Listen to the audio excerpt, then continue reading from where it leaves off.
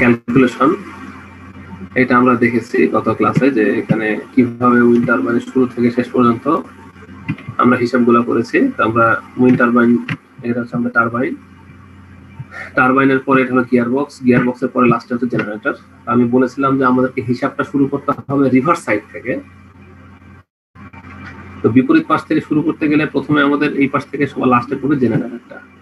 তো জেনারেটর থেকে শুরু করলে আমাদের সবচেয়ে বেশি সুবিধা হবে। সুবিধার কারণ হলো আমরা যে এখানে জেনারেটরটা বসাচ্ছি, এই জেনারেটরটা থেকেই পাওয়ারটা তৈরি হয়ে কনভার্টার হয়ে ইনভার্টার হয়ে লোড বা গ্রিডে চলে যাবে। তো প্রথম কনসেপ্ট হচ্ছে যে আমরা যে গ্রিডে পাওয়ার সাপ্লাইটা দিব কত কিলোওয়াট দিতে হবে, এটাই হচ্ছে আমাদের ফার্স্ট কনসিডারেশন।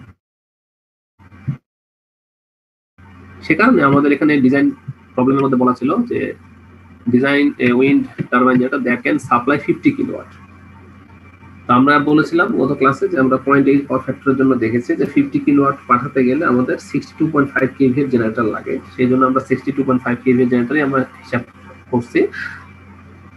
আর সেই হিসাবটা আমরা লিখেছি এখানে যে আমাদের নমিনাল যে পাওয়ার গ্রিডে দিতে হবে পিই নম, এই নমিনাল পাওয়ারটা হচ্ছে 50 কিলোওয়াট।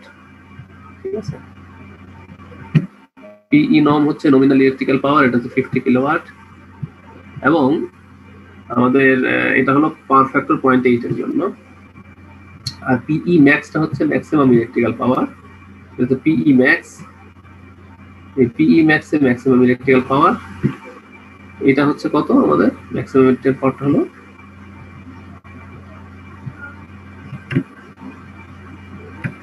62.5 কিলোওয়াট। ঠিক আছে, এই হলো আমাদের পার্থক্য। আর এটার অ্যাঙ্গুলার ভেলোসিটি ছিল 1000 আরপিএম। সেই অনুযায়ী আমরা হিসাব করলাম গত ক্লাসে গিয়ারবক্সটা কি হবে। আমরা দেখেছি যে যেহেতু উইন্ড টারবাইন জেনারেটরের এটা হলো 25 আরপিএম, এখানে যেটা আমরা দেখতে পাচ্ছি, এই 25 আরপিএম হওয়ার কারণে আমরা এখানে 1000 আরপিএম যেহেতু এর পাশে জেনারেটর এখানে 1000 আর এখানে হচ্ছে 25, তাহলে আমাদের গিয়ারবক্সের রেশিও কত হবে? রেশিওটা হবে হচ্ছে আমার 1:40। সেটা আমরা ক্যালকুলেট করেছি ওমেগা 2 বাই ওমেগা 1। এই ফর্মুলা দিয়ে আমরা হিসাব করেছি যে কি হবে আসলে। তো সেখানে আমরা দেখেছি যে এটা 1:40 হচ্ছে। তো এইভাবে করে আমরা আসলে গোটা হিসাবটা করেছি। তো সেভাবে আমরা এখানে লিখেছি, এবং আমরা এই ডিজাইনের মধ্যে আরো দুটো অংশ এনেছি, সেটা হলো যে এফিসিয়েন্সি। তো জেনারেটরের ক্ষেত্রে এফিসিয়েন্সি এটা আমরা 65% রাখছি, এবং সেটা আমরা কোথায় দেখতে পাচ্ছি? এখানে দেখতে পাচ্ছি যে আমাদের যে জেনারেটরটা আছে, এই জেনারেটরের মধ্যে যে আমাদের ইটা বা এফিসিয়েন্সি, এটা আমরা সবাই জানি যে এটা হচ্ছে আউটপুট ডিভাইডেড বাই ইনপুট। সেই হিসাবে এখানে আমরা generator output power P naught এবং generator input power P in এগুলো এখানে লিখলাম। এবং আমরা এটাও জানি যে জেনারেটর ক্ষেত্রে আউটপুট পাওয়ার হচ্ছে ইলেকট্রিক্যাল, ইনপুট হচ্ছে মেকানিক্যাল পাওয়ার, সেটা এখানে দিলাম। এবার আসলো হলো যে নমিনাল এবং ম্যাক্সিমাম, এই দুটো পাওয়ার আমাদের চলে আসলো। তো এখানে আমরা নমিনালটা লিখলাম হচ্ছে পিএম নম সমান সমান, তাহলে কি হচ্ছে পিই নম বাই ইটা। তার মানে হলো যে এখানে যদি আমরা নমিনাল ভ্যালুটা হিসাব করি, নমিনাল ভ্যালু হিসাব করতে গেলে কি দেখতে পাচ্ছি যে ইটা সমান পিই নম ডিভাইডেড বাই পিএম নম। তাহলে আমরা এখান থেকে নমিনাল মেকানিক্যাল পাওয়ারটা হিসাব করলাম, সেটা 76.923 kilowatt. On the other hand maximum এর জন্য, অর্থাৎ এটা যদি ইউনিটি পাওয়ার ফ্যাক্টর কখনো হয়ে যায় ওই 62.5 কেভি এর জেনারেটরটাই তখন আমাদের 62.5 কিলোওয়াট পর্যন্ত পাওয়ার গ্রিডে দিতে পারবে। সেই সময়ের জন্য 62.5 কিলোওয়াট এটাকে আমরা করলাম কি এফিসিয়েন্সিতে ভাগ করে 96.15 কিলোওয়াট পাওয়ার আমরা এখানে পেলাম। সেটাই কিন্তু আমরা এখানে বসিয়ে দিয়েছি যে এখানে আমরা 96, এখানে আমরা বসেছি 62.5 কিলোওয়াটের জন্য। এখানে যে মেকানিক্যাল পাওয়ারটা হবে 96.15 কিলোওয়াট। তার মানে হলো এই জেনারেটরের যে এফিসিয়েন্সিটা তার 100% হবে, এটা হচ্ছে 65% আমরা ধরেছি। তাহলে আমাদের মেকানিক্যাল ইনপুট এটা যদি 96.15 কিলোওয়াট হয়, তাহলে ইলেকট্রিক্যাল আউটপুটটা আমাদের হবে 62.5 কিলোওয়াট। এই হলো আমাদের টোটাল হিসাব। 96.15 কিলোওয়াট মেকানিক্যাল পাওয়ার ইনপুট যদি হয় জেনারেটরে, সেক্ষেত্রে জেনারেটরটা ইলেকট্রিক্যাল পাওয়ার আমাকে দিতে পারে 62.5 কিলোওয়াট। এই ছিল আমার এই জেনারেটরের হিসাব। এবার আমরা আসি হলো যে গিয়ার বক্সের ক্ষেত্রে।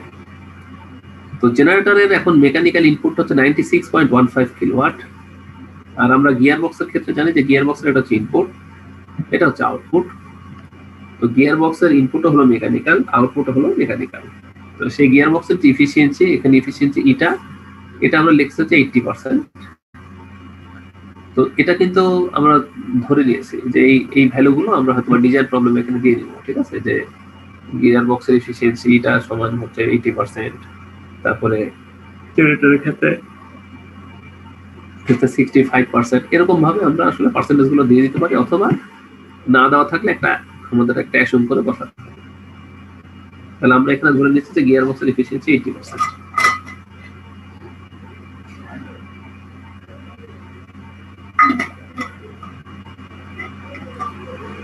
তাই যদি হয় তাহলে আমার কি হবে, যে এখানে গিয়ার বক্সের কনভার্সন লস হচ্ছে 20%। তাহলে এখন গিয়ার বক্সের যে আউটপুটের যে মেকানিক্যাল পাওয়ার, গিয়ার বক্সের আউটপুটের মেকানিক্যাল পাওয়ার আমরা লিখলাম,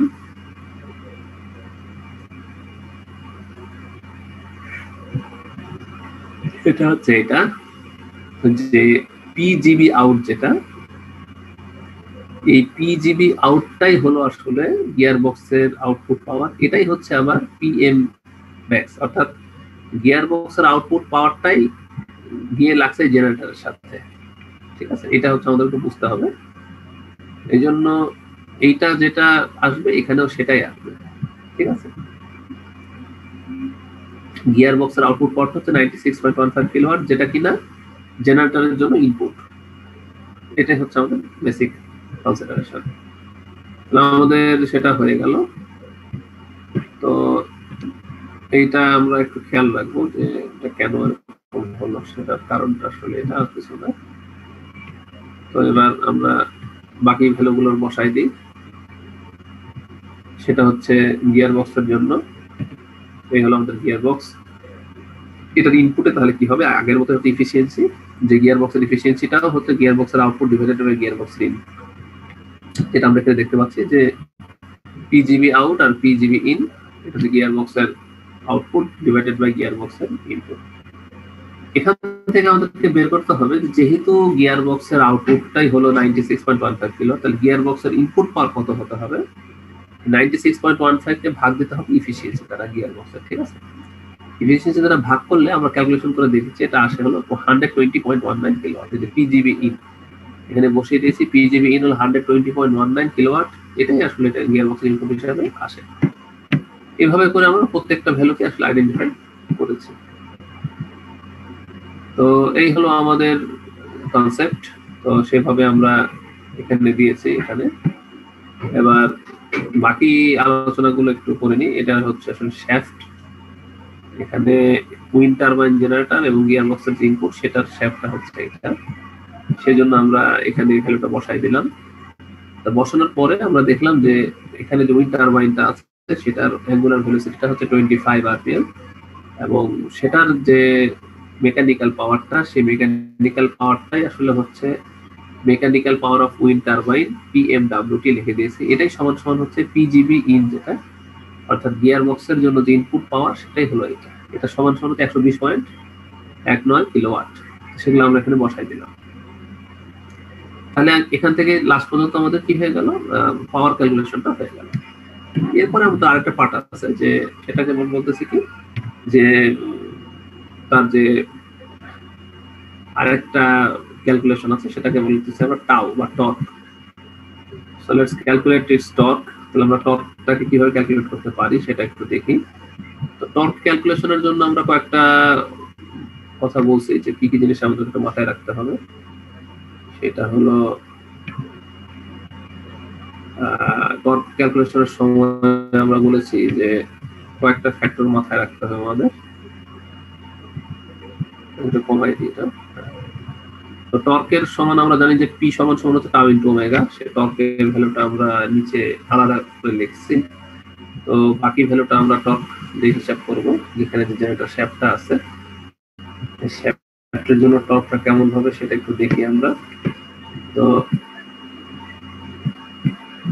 জেনারেটরের জন্য যে টর্ক সেই হিসাবটা আছে হলো আমার এই জায়গাটাতে লাস্টের দিকে। এই যেখানে জেনারেটর ডিজাইন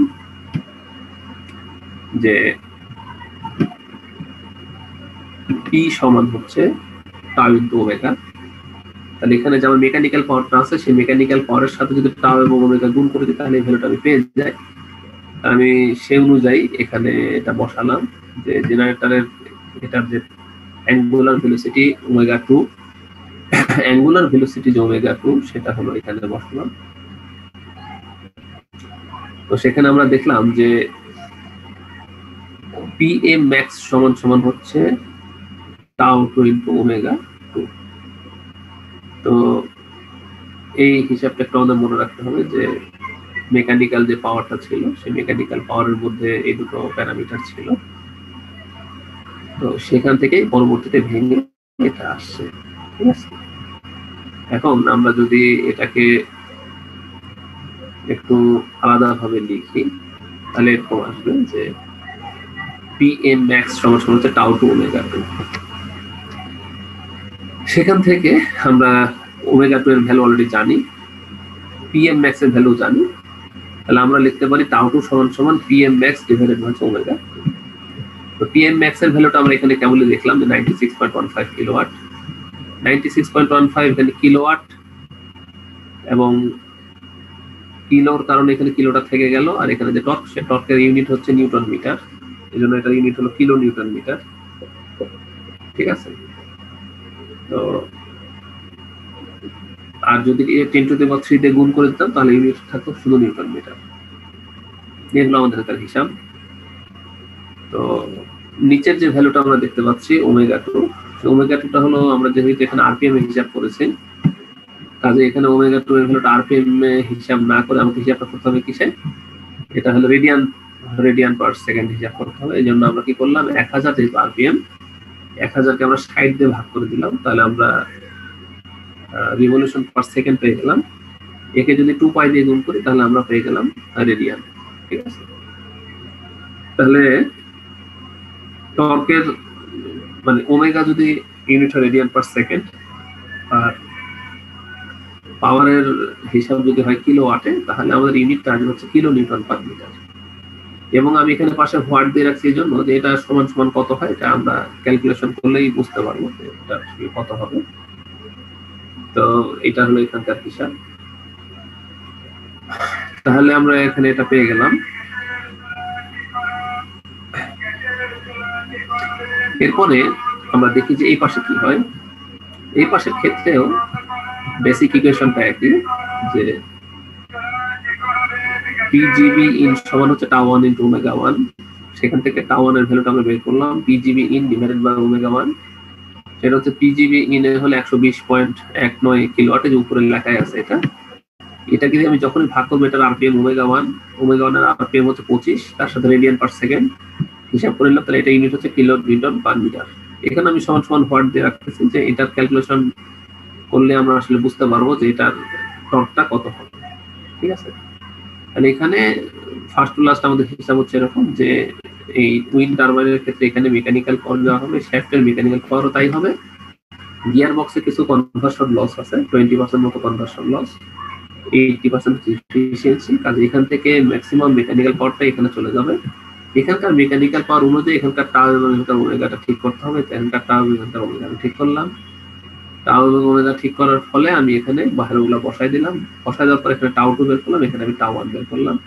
প্রত্যেকটা ভ্যালু বের হয়ে গেল, ইলেকট্রিক্যাল পাওয়ার বের হলো, মেকানিক্যাল পাওয়ার বের হলো, টর্ক বের হলো, অ্যাঙ্গুলার ভেলোসিটি।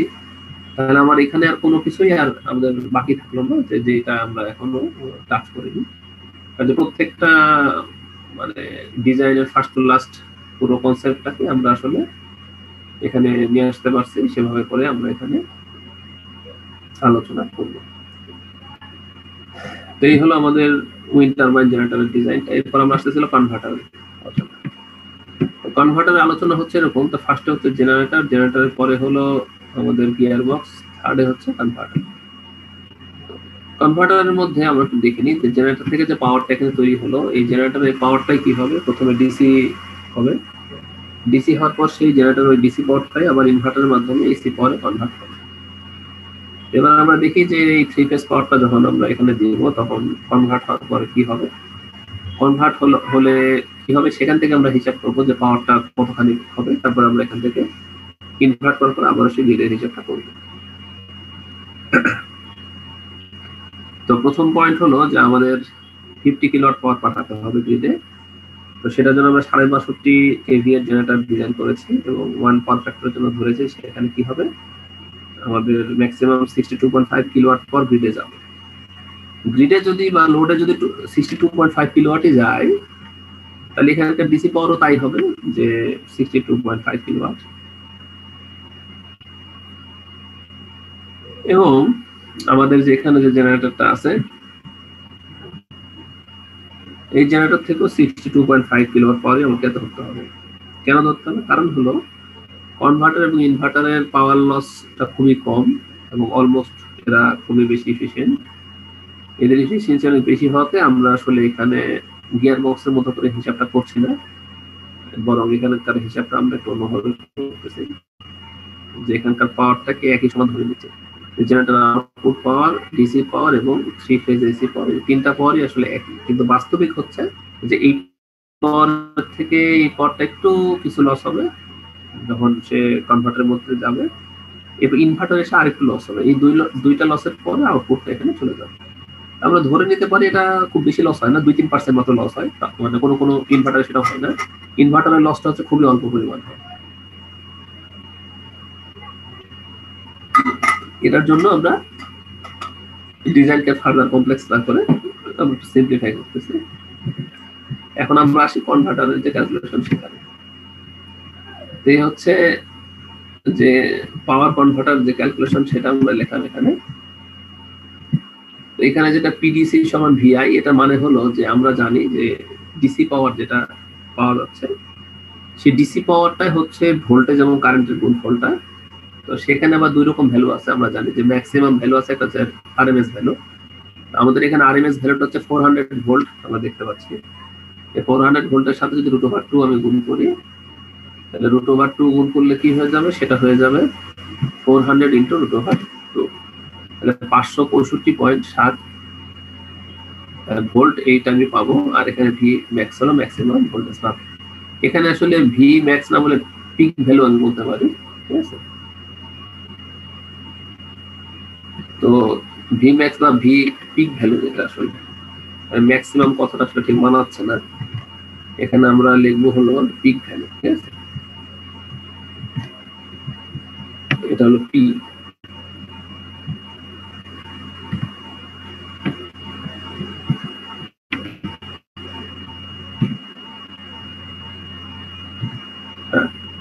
তাহলে ভিপি মানে হলো পিক ভ্যালু, পিক ভ্যালু সমান হচ্ছে √2 ভিআরএমএস, এইটা আসলে হলো এইটা। তো ব্যাস আমার হয়ে গেল।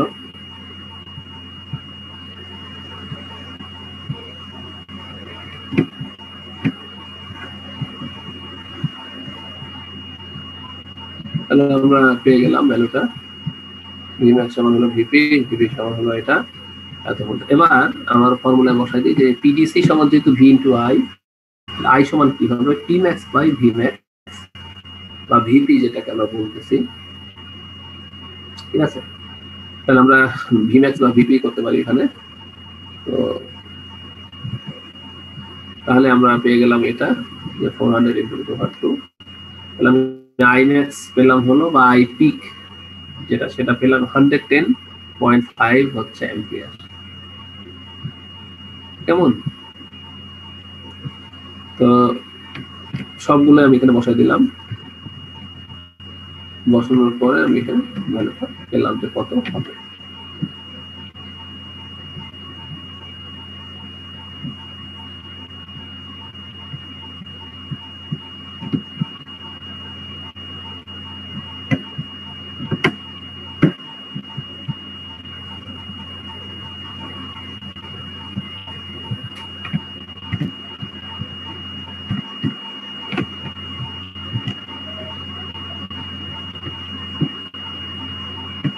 হ্যাঁ, তাহলে আমরা এখানে বসাই দিলাম যে আসলে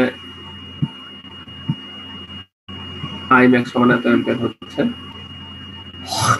আর বাকি ভ্যালুগুলো আমরা সব বসিয়ে দিয়েছি, ঠিক আছে। তো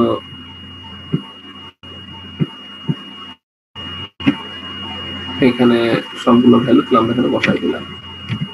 ঠিক আছে, এই হলো আমাদের পুরো হিসাব। তাহলে আমাদের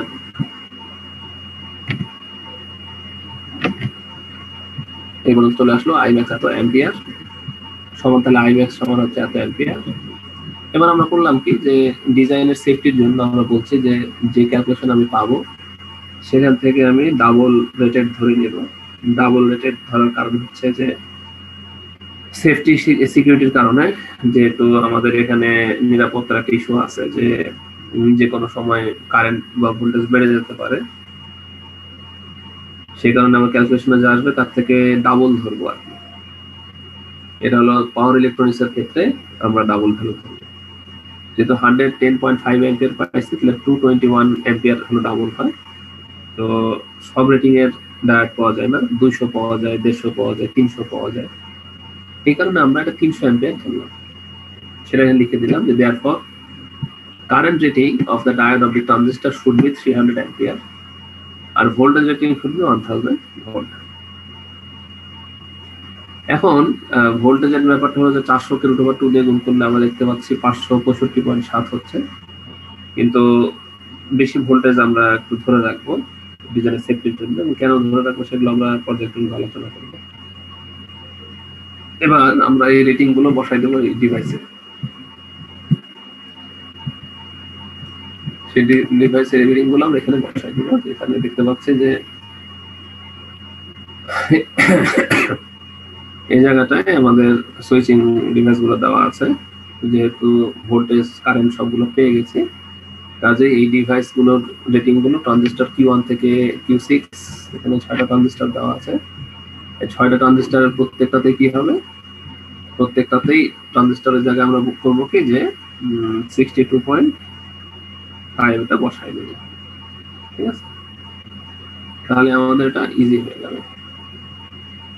62.5 এটা আমরা এভাবে হিসাব করব। তাহলে ভোল্টেজ রেটিং হলো 1000 ভোল্ট এবং কারেন্ট রেটিং হচ্ছে 300 অ্যাম্পিয়ার। এইভাবে করে আমরা ডিভাইসের রেটিংটা ঠিক করে নেব। আরেকটা আলোচনা আছে যে আমাদের এখানে ফ্রি হুইলিং ডায়োডের ব্যাপারে, সেদিন আমরা আলোচনা করি নাই, সেটা একটু আমি নতুন একটা স্লাইডে বলতেছি যে ফ্রি হুইলিং ডায়োডের আলোচনাটা করা দরকার।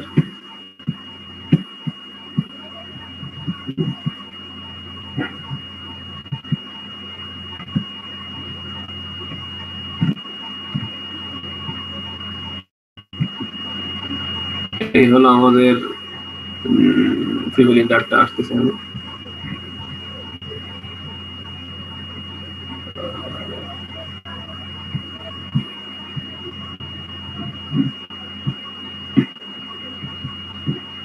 এই জায়গাটা এক্সপ্লেন করতে হবে যে আমরা গত ক্লাসে বলেছিলাম যে এখানে যে ডায়োড গুলো ইউজ করা হয় ট্রানজিস্টরের সাথে, পারপাসটা কি ছিল।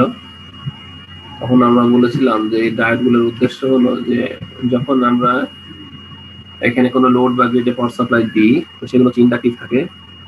ইন্ডাকটিভ থাকলে কি হয় যে ইন্ডাক্টর একটা প্রপার্টি আছে যে ইন্ডাক্টর তার নিজের মধ্যে কি করে, সবসময় কারেন্টটাকে কন্টিনিউয়াস ভাবে ফ্লো করার চেষ্টা করে। ঠিক আছে, তো আমি ইন্ডাক্টরটা এখানে আঁকাচ্ছি যে এরকম থাকে, যে এখানে এটা হচ্ছে প্লাস এবং এটা হচ্ছে মাইনাস। এরপরে কি হয়, এদিক দিয়ে কারেন্ট ফ্লো হয়, পজিটিভ দিকে কারেন্টের ফ্লো হয়, ফ্লো হওয়ার পরে এই ট্রানজিস্টরের মধ্যে দিয়ে কারেন্টের দিকে চলে আসে, আসার পরে এ থেকে বিতে যায়। ঠিক আছে, এ থেকে বিতে যায়, এ থেকে বিতে যাওয়ার পর আবার গ্রাউন্ড দিয়ে সে এখানে চলে আসে। ঠিক আছে, এই তো হলো তার মানে কারেন্টের অবস্থাটা। এখন কথা হলো যে এখানে যখন সে পাওয়ারটা ফ্লো করে এখান থেকে এইদিকে, তো এটা হচ্ছে একটা লোড হিসেবে কাজ করে ইন্ডাক্টরটা। তো সেটা যদি আমরা এখানে আঁকাই, তাহলে একটা ইন্ডাক্টর এইভাবে আমরা আঁকাই। তো একটা ইন্ডাক্টরের মধ্যে যখন এইভাবে কারেন্টটা ফ্লো করে, ফ্লো করলে আমরা তখন কি বলি যে এটা আসলে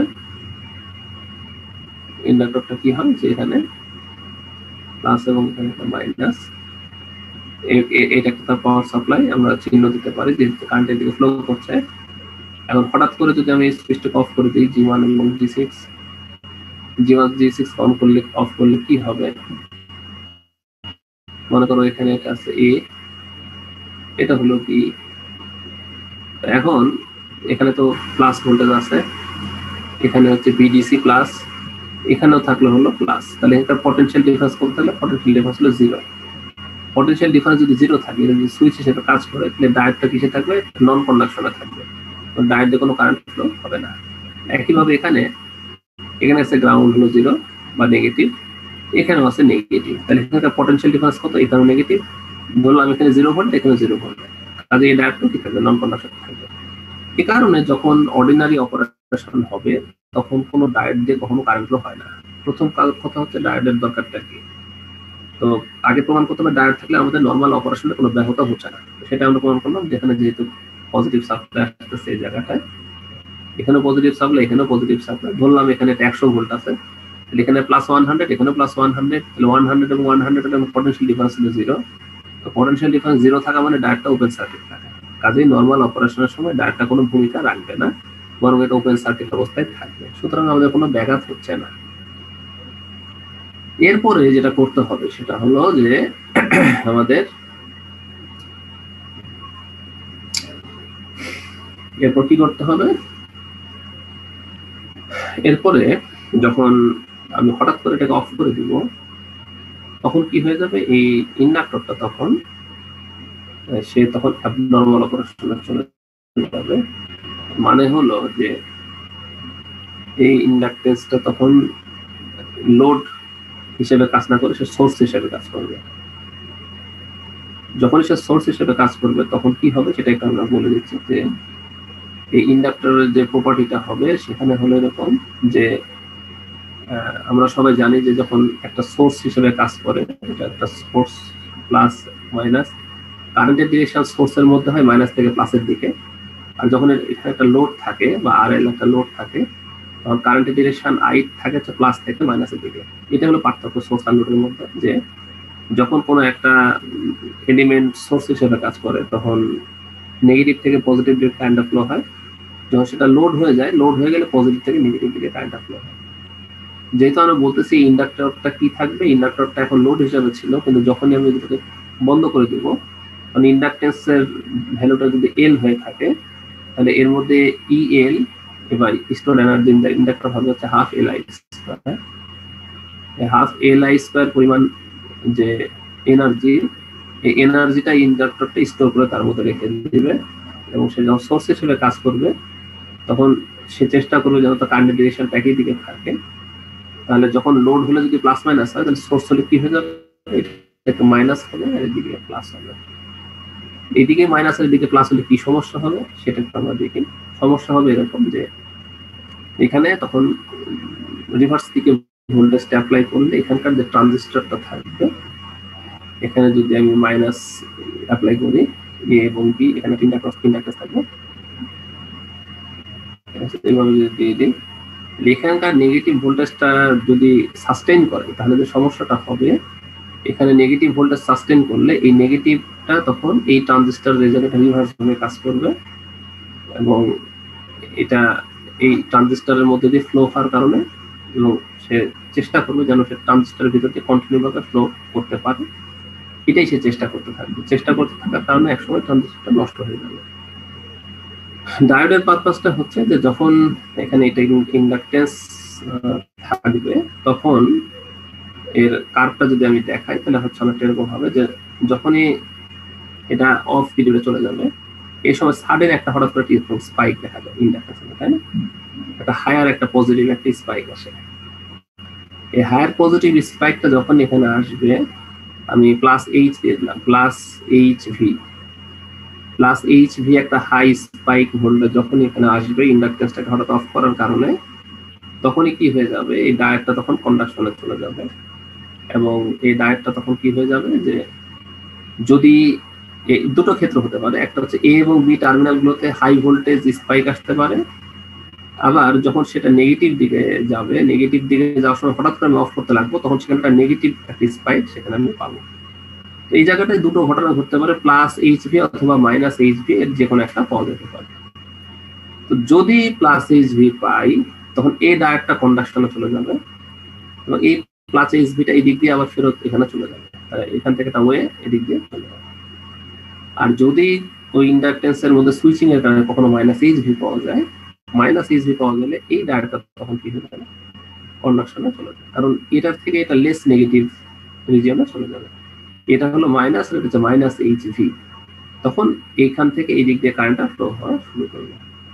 এখন আমরা যেহেতু এই সুইচিং দুটোতে দেখতে পাচ্ছি কারেন্টটা আসতেছে এই দিক দিয়ে, কারেন্টটা যাচ্ছে এই দিক দিয়ে, আবার এখানে দেখতে পাচ্ছি কারেন্ট আসছে এই দিক দিয়ে, কারেন্ট যাচ্ছে এই দিক দিয়ে, এটা অনেকটা একটা চাকার মতো আচরণ করছে। চাকা যেভাবে ঘুরে এই কারেন্টটাও যেন সেভাবে ঘুরছে, সাইকেলে প্রতিটা সাইকেলে কারেন্ট এভাবে ঘুরতেছে। এই নেচারের কারণে এই ডায়োডটাকে বলা হয় free wheeling diode. Free wheeling diode.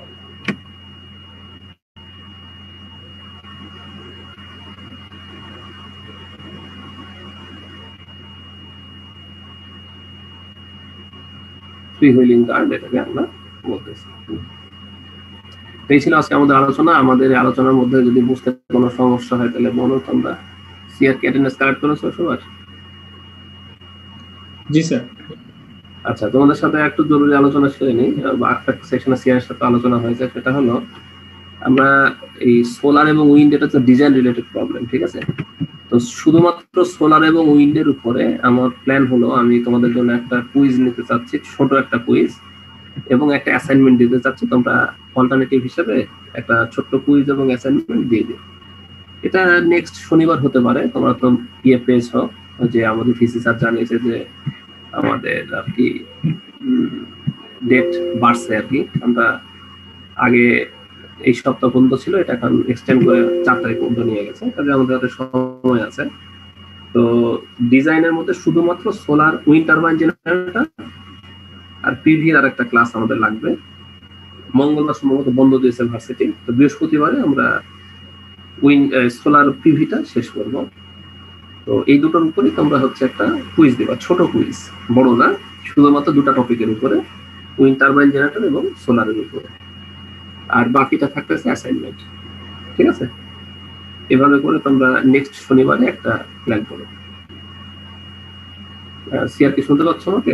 জি স্যার, জি স্যার। আর স্যার আমাদের কি রবিবারের ক্লাসটা হবে 4 তারিখে?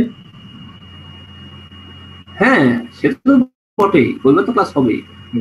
হ্যাঁ, রবিবার ক্লাস হবে, কিন্তু বলতেছি রবিবারে তো আমরা মানে ফাইনাল পরীক্ষার প্রিপারেশন থেকে শুরু করে বিভিন্ন মিসেলেনিয়াস টপিক আলোচনা করব, কিন্তু আগামী বৃহস্পতিবারে আমাদের ডিজাইন রিলেটেড ক্লাসগুলো শেষ হয়ে যাবে। মানে আমরা যা যা এখানে জিনিস শিখলাম এ সবটাই সোলারের জন্য কাজে লাগবে, খালি পার্থক্য হলো এটা বাতাস দিয়ে চলবে, এটা সূর্য দিয়ে চলবে। সোলার আর উইন্ড এখানেই তফাৎ, আর বাকি ডিজাইন সম্পূর্ণ হুবহু একই। এই জন্য ওটাতে আমাদের আর কি একটু দেখাই দিলে তোমরা বুঝতে পারবে যে কিভাবে ডিজাইনটা করতে। তো তোমরা নেক্সট শনিবারে একটা প্ল্যান রাখো, একবার ছোট্ট একটা কুইজ এবং একটা ছোট অ্যাসাইনমেন্ট দিয়ে দেবো, যেন অল্প সময় তোমরা কভার করতে পারো, তাহলে মানে ভালো হবে আর কি। হ্যাঁ, তো ঠিক আছে, তোমাদের সাথে এই কথাই থাকলো। বৃহস্পতিবার ইনশাআল্লাহ আমাদের পরবর্তী ক্লাসে দেখা হচ্ছে। সে বন্ধু সবাই ভালো থাকো, বিদায় নিচ্ছি। আসসালামু আলাইকুম। ফার্স্ট কুইজের মার্কসটা কি এখন দেওয়া যাবে? ফার্স্ট কুইজের মার্কসটা আমার মনে হয় ফার্স্ট কুইজের মার্কসটা দেওয়া যায় না তা না।